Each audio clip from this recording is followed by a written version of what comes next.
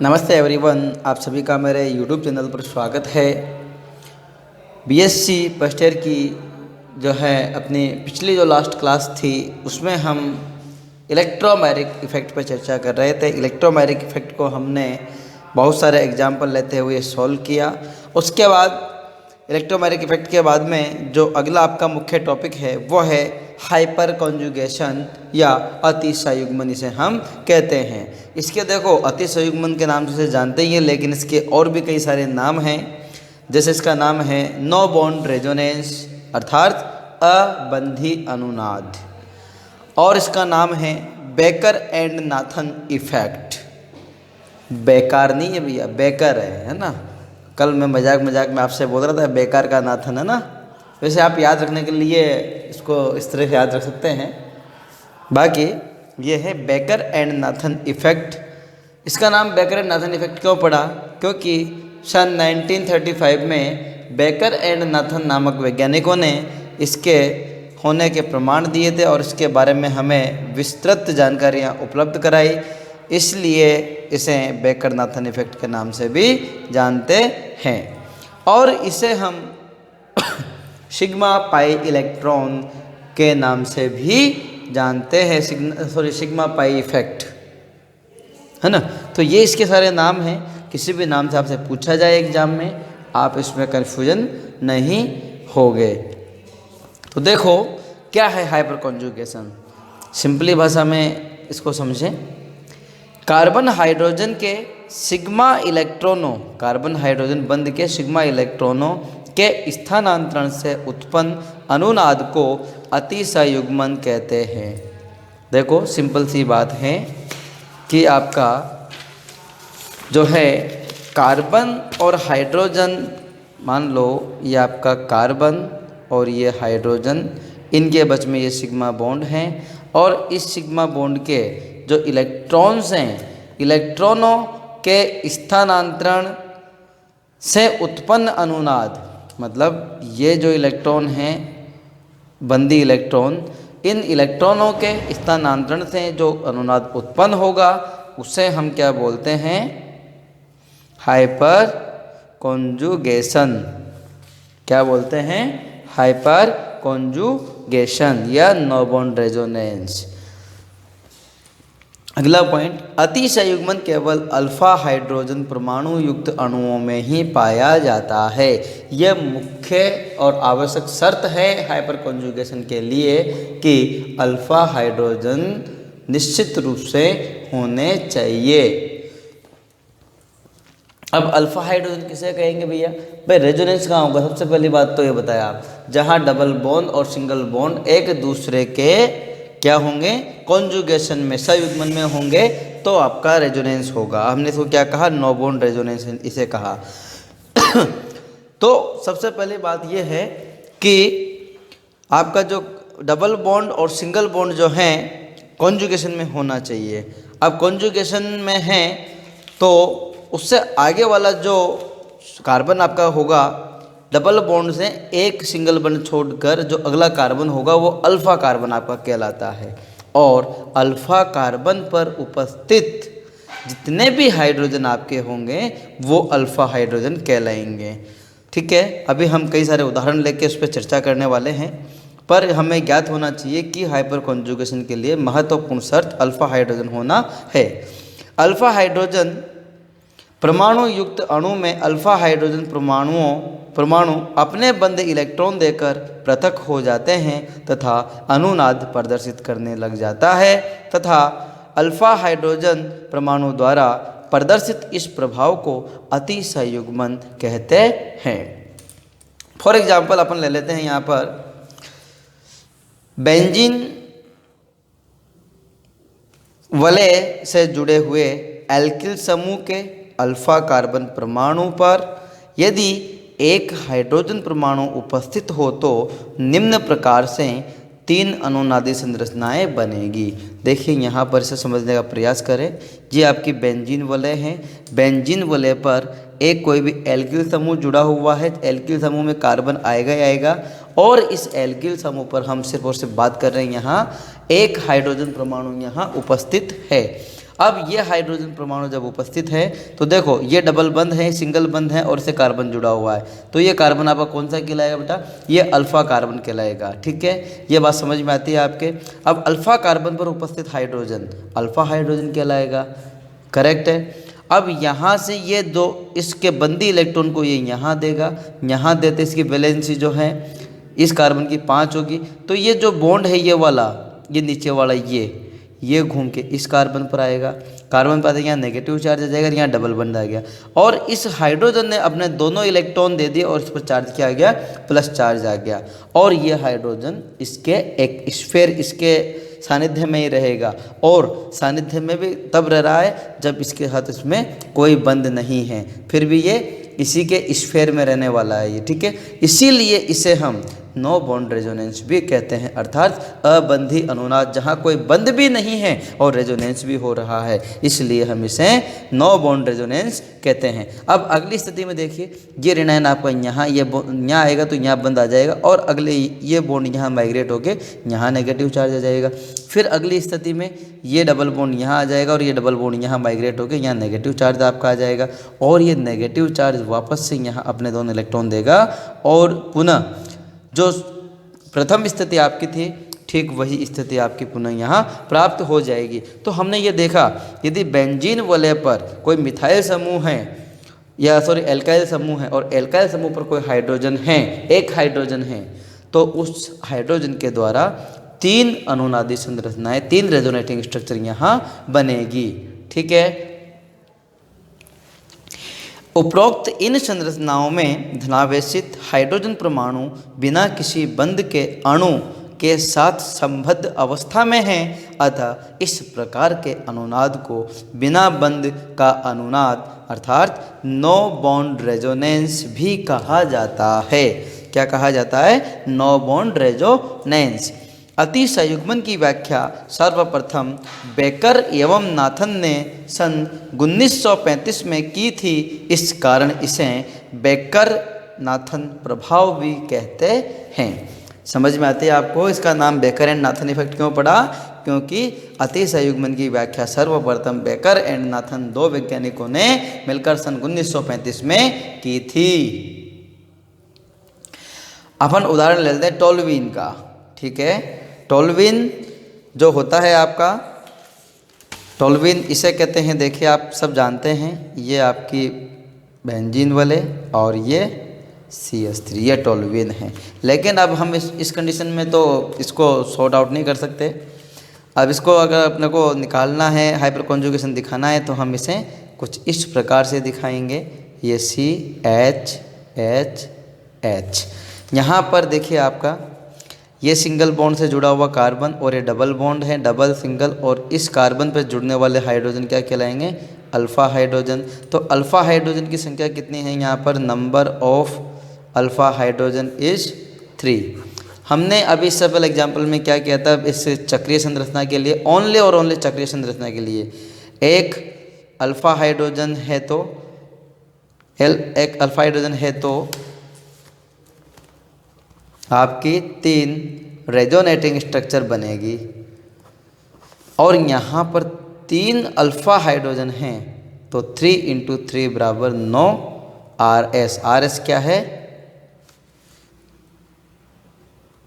Resonating structure. ठीक है, मतलब अनुनादी संरचनाएं। समझ में आती है कहानी? अब देखो कैसे बनेगी। हम देखो, जब इस बॉन्ड को ये यहाँ ब्रेक होगा, ये यहाँ ब्रेक होगा, इस प्रकार से 3 इसके लिए बनेगी। फिर अगले बॉन्ड में ये यहाँ आएगा, ये यहाँ आएगा, ये यहाँ आएगा, तो 3 इसके लिए बनेगी और 3 इसके लिए बनेगी। तो देखो सोल्व कर लेते हैं हम इसे, शॉर्ट एंड स्वीट। ये आपके टोल्यूइन है, 3 हाइड्रोजन परमाणु यहाँ, ये भी अल्फा हाइड्रोजन, ये भी अल्फा हाइड्रोजन है, ये भी अल्फा हाइड्रोजन है। जब ये बॉन्ड यहाँ आएगा तो ये बॉन्ड यहाँ आएगा। जरूरी नहीं ये बॉन्ड आप यहीं लिखो, इस बॉन्ड को आप इधर इधर इधर पर अल्टरनेट होना चाहिए। ठीक है, ये समझ में आती है बात। आप इसको ऐसे भी लिख सकते हो और ऐसे भी आप इसे लिख सकते हैं, मतलब ये बॉन्ड यहाँ आ जाए, यहाँ आ जाए, कोई समस्या नहीं, लेकिन तीनों बॉन्ड अल्टरनेट होने चाहिए। ठीक है, अगली कंडीशन में देखो, जब यहाँ आएगा ये बॉन्ड यहाँ आएगा तो नेगेटिव चार्ज यहाँ आ गया, आपको एरो नोटेशन करना आना चाहिए। फिर ये नेगेटिव यहाँ आएगा तो ये बॉन्ड आगे जाएगा, नेगेटिव यहाँ आ गया, फिर ये नेगेटिव चार्ज से यहाँ बॉन्ड बनेगा और ये यहाँ आ जाएगा, और अगली स्थिति में आके यहाँ वापस बॉन्ड बन जाएगा। और देखो ये H+ बिना बॉन्ड के, ये देखो बिना बॉन्ड बिना बॉन्ड बिना बॉन्ड के साथ में है, और लास्ट में आपका वापस टोलुइन बन गया। अब इसी प्रकार ये देखो एक हाइड्रोजन के द्वारा 3 संरचना बनती है, 1 2 3, 3 रेजोनेटिंग स्ट्रक्चर आपकी बन चुकी है। अर्थात यदि एक अल्फा हाइड्रोजन परमाणु उपस्थित है तो 3 अनुनादी संरचनाएं बनती है, सिर्फ और सिर्फ बेंजीन की चक्रीय वलयों में, यदि आपका कोई एल्काइल समूह जुड़ा हुआ है उस कंडीशन में। ठीक है, यदि 2 अल्फा हाइड्रोजन है तब 6 अनुनादी संरचनाएं बनेगी, और 3 अल्फा हाइड्रोजन है तो 9 अनुनादी संरचनाएं बनेगी। वो आप स्वयं घर पे प्रैक्टिस करना, बनाना। ठीक है, पूरी 9 बनानी है आप लोगों को।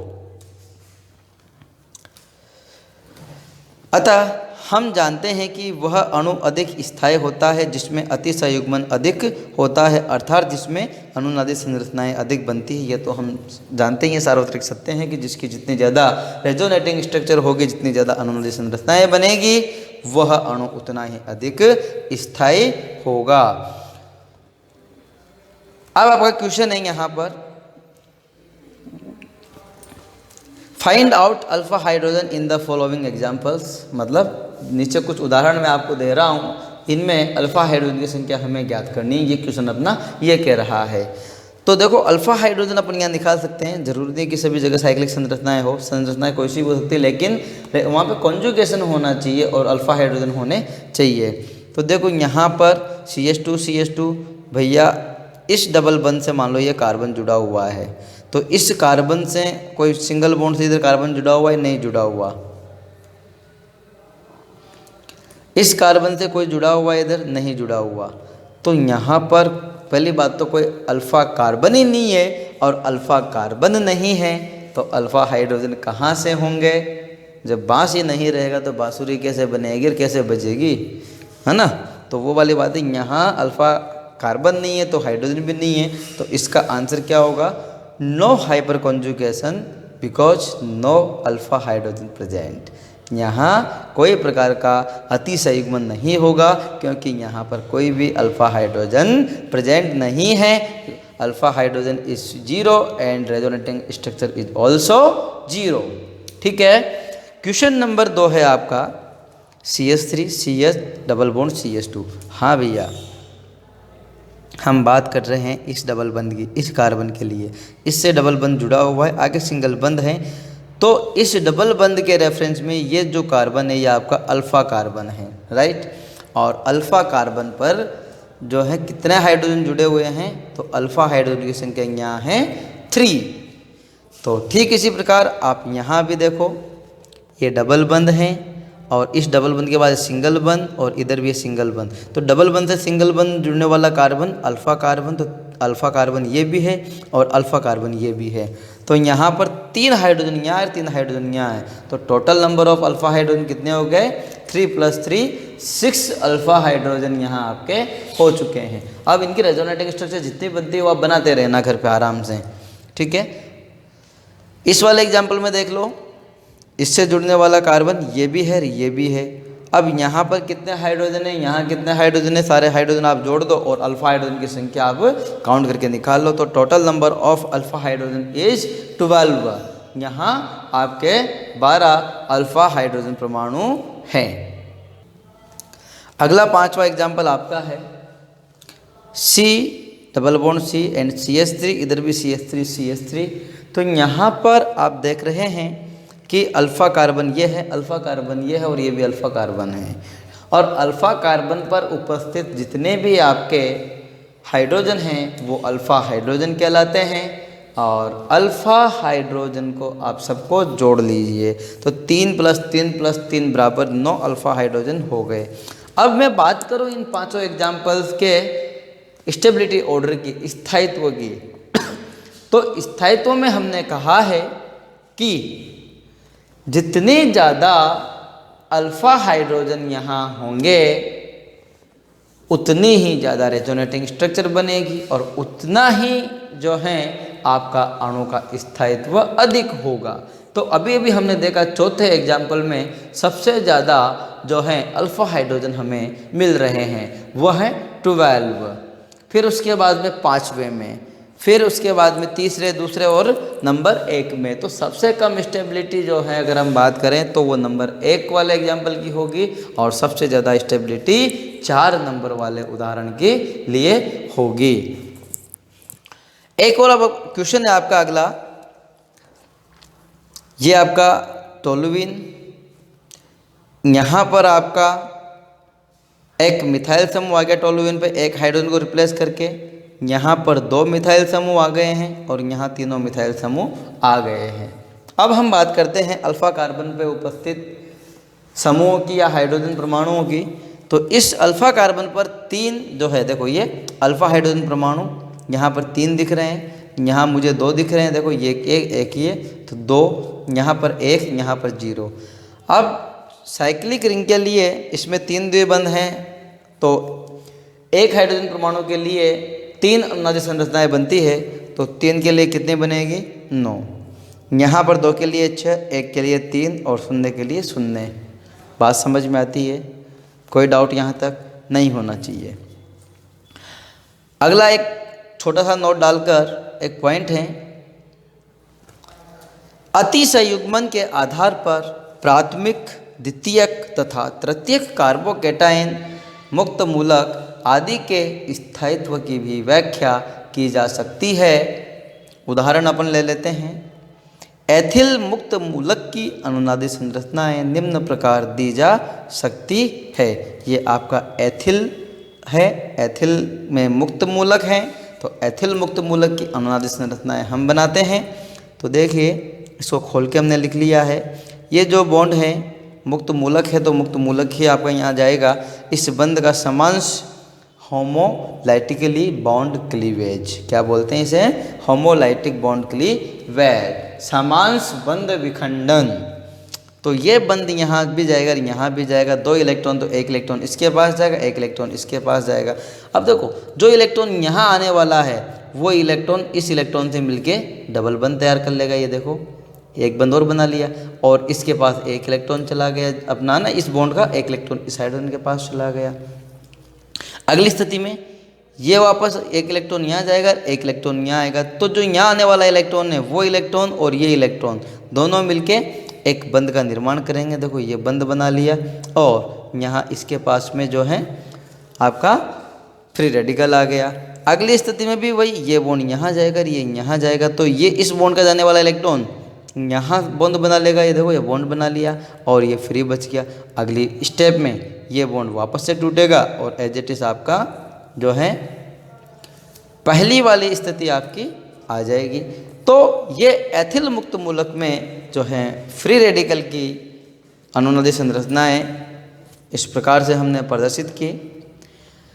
और ये जो है आपका हाइपर कॉन्जुगेशन वाला पार्ट कंप्लीट होता है। यहाँ से प्रत्येक साल क्वेश्चन पूछा जाता है, कभी 2 नंबर में, कभी 5 नंबर में, कभी 10 नंबर वाले क्वेश्चन में, छोटा पार्ट में 5-4 नंबर का क्वेश्चन पूछा जाता है। और बहुत सिंपली टॉपिक आपका है हाइपर कॉन्जुगेशन, बेकार का Nathan effect, no bond resonance या सिग्मा पाई इफेक्ट। ठीक है, तो उम्मीद करता हूँ कि इसमें आपको कोई परेशानी नहीं होनी चाहिए। फिर भी अगर कोई परेशानी आपको है तो आप मुझे अवश्य रूप से बताएं। आप कोई भी समस्या आती है इसका स्क्रीनशॉट लेके या उसको कॉपी से नोट कर लें अपने पेज पे, और उसे मुझे आप व्हाट्सअप करके अपनी प्रॉब्लम्स पूछ सकते हैं। इसके बाद आने वाली जो अगली क्लास है अपनी, उसमें हम एरोमेटिसिटी पर विस्तृत चर्चा करने वाले हैं। तब तक के लिए आप सभी का धन्यवाद।